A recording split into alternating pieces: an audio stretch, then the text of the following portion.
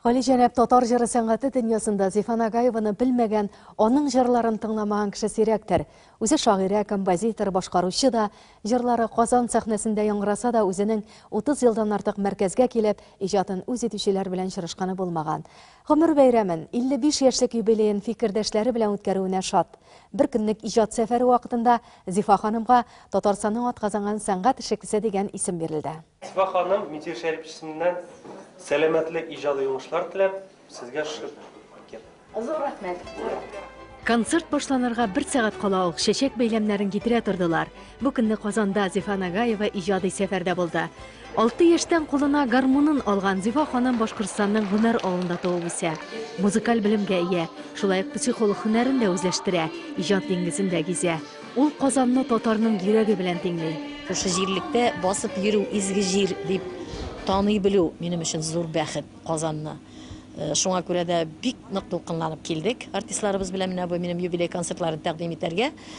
Гәрчә инде бик күп санлы җырчылар күптән инде минем җырларны монда яңгыратып, җырлап торалар. Шуңа күрә иҗади бәйләнеш, иҗади дуслык бик күп еллар элек башланган инде.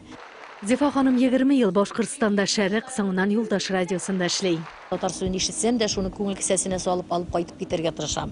Кайчанда килгәндә дә мин Казан якларына, чөнки ул миңа бик кадерле. Үземнең туган телемдә сөйли алуым, үземнең туган телдә җырлар иҗат итә алуым. Шуңа күрә инде кайда гына яшәмәсәк тә, нинди генә төбәкләрдә булмасын, татар халы бер-берсенә шул кадәр тартылып, бер-берсен күтәрешеп, бер-берсенә ярдәмләшеп, башка милләтләр кебек дус, тату мөгамәләдә яшәсен иде.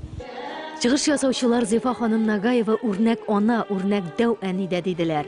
Ә инде кабатланмас җырларын сәнгать йолдызлары башкару үзе бер мәртәбә. Әтисез үскән килеш, әти турындагы күпме җырлары бар аның.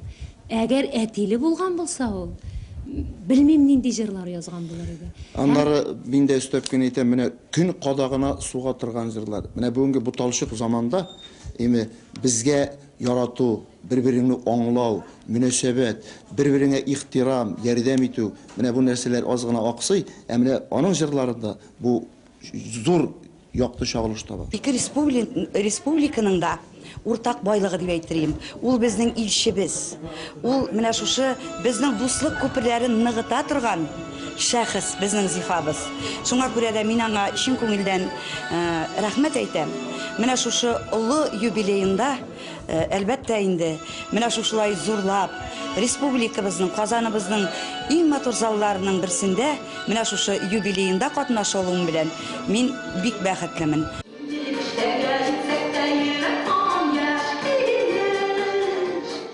Иҗат эшчәнлегенә, гомер бәйрәменә багышланган концертта Башкортстанның атказанган мәдәният хезмәткәре Зифа Нагаевага Татарстанның атказанган сәнгать эшлеклесе исеме бирелде. Аны Бөтендөнья татар конгрессы башкарма комитеты рәисе Ринат Закиров тапшырды.